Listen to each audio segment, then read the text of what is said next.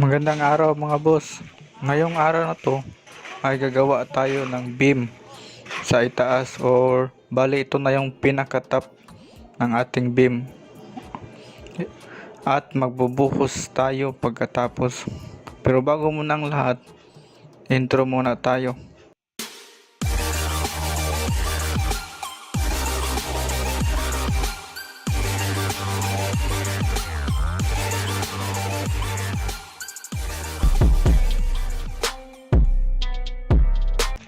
So bali ito na yung pinaka-top ng ating beam. So ito na yung panghuling beam natin mga boss. So bago muna tayo aakyat, dito muna tayo sa ilalim. So napansin nyo yung PVC na yan mga boss. So yan yung mula sa gutter sa itaas. So lagyan niya ng PVC dyan patungo dito sa baba. Yan. So pasok tayo sa loob mga boss. Ang ingay ng mga manok. So bali ito na yung sa ilalim mga boss. So bali 20 days na ito mula ng binuhusan. So yan, unti-unti nating tinatanggal ang ating mga brace sa itaas. Yan. So bali yung mga kunting-kunting butas sa ating beam, lalagyan yan ng palitada. Papalitadahan natin yan. At ito naman yung ating hagdanan. So bali ang buka niyan is 80 cm lamang mga boss. So kasyang-kasya yung tao. Yan yung ating terrace. Bali yung iba hindi naglalagay ng beam dyan. Yan yung beam na yan yung maliit. So so nilagyan ko yan para hindi pangit tingnan. So bali ang lapad lang yan is 10 by 6 10 by 5 inches lang yan. 10 by 5 inches lang yan. So ito nga pala mga boss, pinakamalaga. So pinatigil ko yung paghukay ng column kasi nasa gitna lang sila. So dapat dito lang yan. Yan, gagantayan ng bali may nosing tayo na 2 inches. So nasa gitna lang kasi yan. So ito pa mga boss, pinakamalaga mga boss. So dapat hindi nyo laliman yung paghukay ng kulom para lang kakapit yung ating hollow block kasi mawawala yung strength or mababawasan yung strength ng ating kulom. Yan. So iwasan yung paghukay ng malalim mga boss. Kasi yung strength ng ating kulom is mababawasan. Yan. So napansin nyo yan mga boss. Sa labas yung PVC na galing sa taas gutter, hindi ko nga ibinaon dyan para walang halo sa ilalim. Yan. So iwasan nyo lang paghukay niyan mga boss. At dito naman tayo sa decorative o yung tinatawag na louvert. So linagyan ko yan ng pure na simento at pinahid gamit yung paintbrush para pagkatapos ng ilagay at mapinturahan, makinis tingnan yung pintura. Yan. At titibay ito mga boss, hindi madaling mababasag. Ganyan, titibay ito pag nilagyan natin yan ng pure na simento at ipinahid dyan.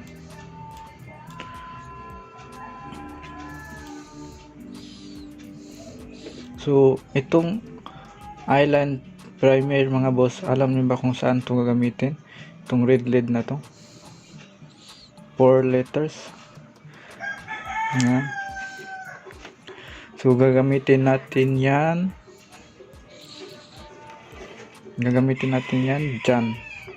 dyan sa steel deck na yan. So pipinturahan natin yan steel deck yan, lalo na dito sa labas kasi hindi natin to lalagyan ng kisame expose kasi may expose yung ating steel deck, baka ilang taon magkakaroon ito ng kalawang. So bali ito yung mangyayari. Pagkatapos pinturahan natin ng pula, lalagyan natin ng puti. Ayan. So napansin nyo mga boss, wala kayong nakikitang junction box. Ayan. Junction box na butas. Ang nilagay ko kasi ganyan. Nilagyan ko lang ng marka para pagkatapos ng pagbubuhos, pag nagwa-wiring na, tsaka na yan bubutasan. Para walang tagas sa ating buhos. Pag binutasan, okay lang naman butasan yan. Pero dapat nakasil yan ng maayos. Bali ito na yung abang natin sa itaas. Yung dalawang yan is sa itaas. Yung ilaw at saka outlet. Yung isa is sa ilaw lang yan sa ibaba. So yan yung abang natin. So ang init mga boss. Sige, saka na tayo sa itaas. So bali ito na yung mga boss, gumagawa na sila ng beam. Bali ito na yung pinakatap ng ating beam. At dito na yun ilalagay ang ating bubong. Yan. So alam mga boss, hindi ako gagamit ng trusses mga boss, yung angle bar. Dito dito ipapatong sa bakal na 12 yung ating zipper lens kasi yung may-ari is nagtitipid. Kaya ang ginawa ko nito, napansin nyo, yung ating kulom, yung ating beam is hindi pantay. Bali nakaangat yung sa likod ng 1 feet. Yan, nakaangat yan sa likod ng 1 feet. Bali dyan natin ilalagay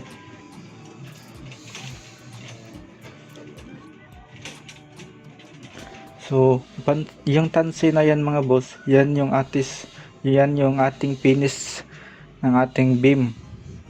Yan yung ating finish ng ating beam, yung tangsi na yan. Yan, hanggang doon. So yung walang tangsi na pako, yan yung ating level ng ating lupa mula sa ibaba, o level ng ating teres. So yan, kasi pinasok ko yan yung pang 5 inches kasi lalagay pa tayo ng asya at yung gutter. Yan yung mga boss. So bali ready na ang runner natin dito mga boss para sa ating beam. Yan. So siguro bukas or sa makalawa malalagyan na ito ng siding, at sa pangatlong araw is magbubuhos na tayo. Ito nga pala yung PVC na sasalo sa gutter mga boss. Bali yan yung dadaanan ng tuulan dyan. Bali sa itaas na column is ibinaon ko siya sa column. Yan kasi, at sa ilalim hindi ko yan ibinaon para yung strength ng ating column is 100%.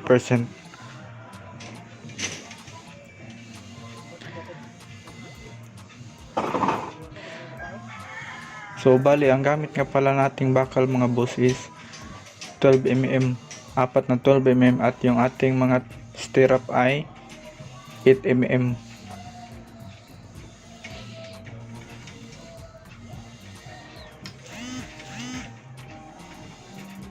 So natapos na ang lagyan ng lahat ng ating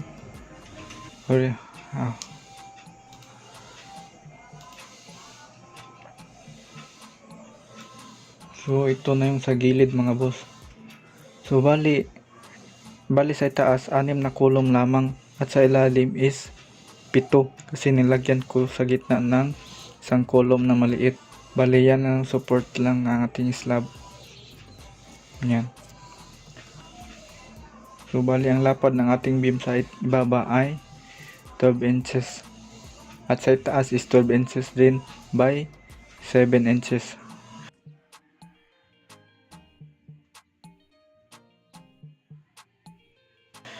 So napansin niyo yan mga boss, yung PVC na yan, yung nasa gitna ng column, yung PVC na dos na yan. So yan yung mula sa itaas. Sa itaas kasi na column, binaon ko yung PVC na dos.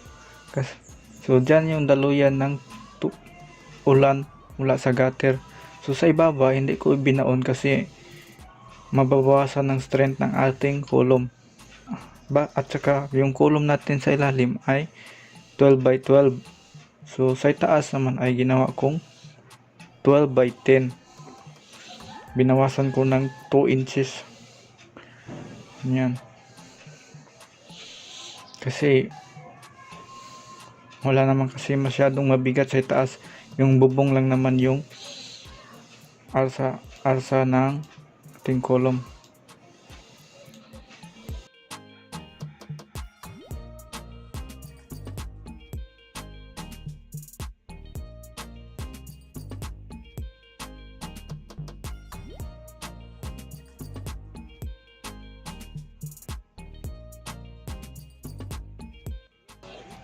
So ito na mga boss, malapit na tayong matapos maglagay ng mga stirrup sa ating mga beam.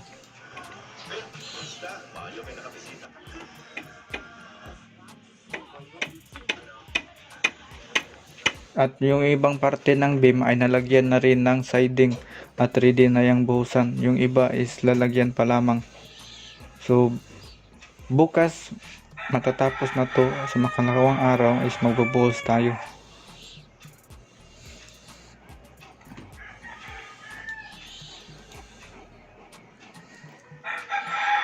Bali, yung bandya na lang yan ang walang siding. So ito yung ating beam mga boss. So itong tansi na to, bali ito na yung level ng ating buhos. Yan, itong tangsi na to. Ito yung level ng ating buhos sa firewall. At ito mga boss, napansin niyo yung nakabaluktot na bakal. Nakalimutan kasi nila itong pasok sa ilalim, pero mas maganda itong ipasok sa ilalim para dagdag strength ng ating beam. Pero dapat hindi maiwasan natin makalimutan yan mga boss. Bali ang lapad ng ating beam dyan is 7 inches. At pagdating dito sa dulo ay 4 inches na lang mga boss. Ito na yung hahataw na beam sa labas mga boss. Ito yung ating firewall. So yan yung hahataw na beam sa, or makikita na beam sa labas mga boss. So may ganito, may example akong picture, papakita ko. So ito yung binilogan ko mga boss, yan yung ating beam na 4. At yung sa itaas yung kulay yellow green, maglalagay tayo ng isang pile sa itaas mga boss. So bali yan yung ating lalagyan ng flashing. So yan, maglalagay tayo ng dowel para sa ating pile, itong dowel na to. Ang gagawin natin mga boss, ilalabas natin yung dalawang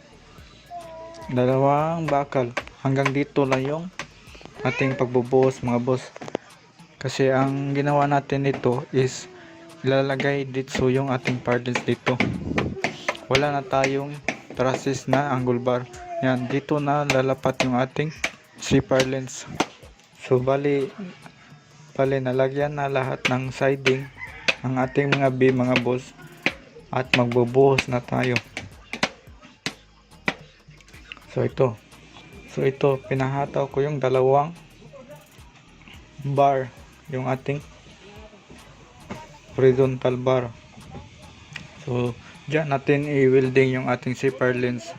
At tapos lagyan ng bubong. Bali lalagyan lang natin yan ng tangsi. At dapat pantay-pantay yung ating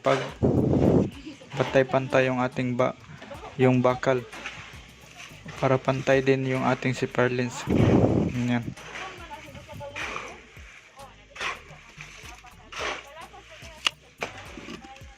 So bali ang mangyari yan, dyan lalagay yung zipper lens at i-welding. Yan, i-welding sa isang magkabila. A few moments later. So matapos na tayong magbuhos mga boss, at isa o dalawang araw dapat tanggalin niyo yung siding mga boss para madali itong mauga. Ganyan mga boss, sa katulad ng ginagawa namin. tinanggal namin yung lahat ng siding para mabilis itong matuyo. Ganyan. Bali, ito na yung sa taas mga boss. Nakahataw na yung dalawang bakal. Lilinisin lamang yan at i-welding. At dyan yung papatong, at dyan ipapatong ang ating zipper lens. Ganyan. Ganyan.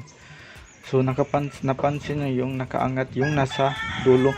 Nakaangat yan ng 1 feet mga boss, kasi dyan natin nilagay ang ating zipper lens. Wala na kasi tayong gagawin na trusses. So hindi na tayo gagastos ng angle bar. So diretso na tayo lagay ng zipper lens mga boss. Nakalibil na rin yung tatlo nating beam. So ito na yung ating beam sa labas yan. Yung ganito. Bali 4 inches lang yung lapad dyan mga boss, para level din sa ating pile sa ibaba. Sa susunod na video ipapakita ko yung paglalagay ng bubong at pag-welding ng ating zipper lens. So maraming salamat sa panonood mga boss. So nagustuhan yung video nito, please like and subscribe this channel.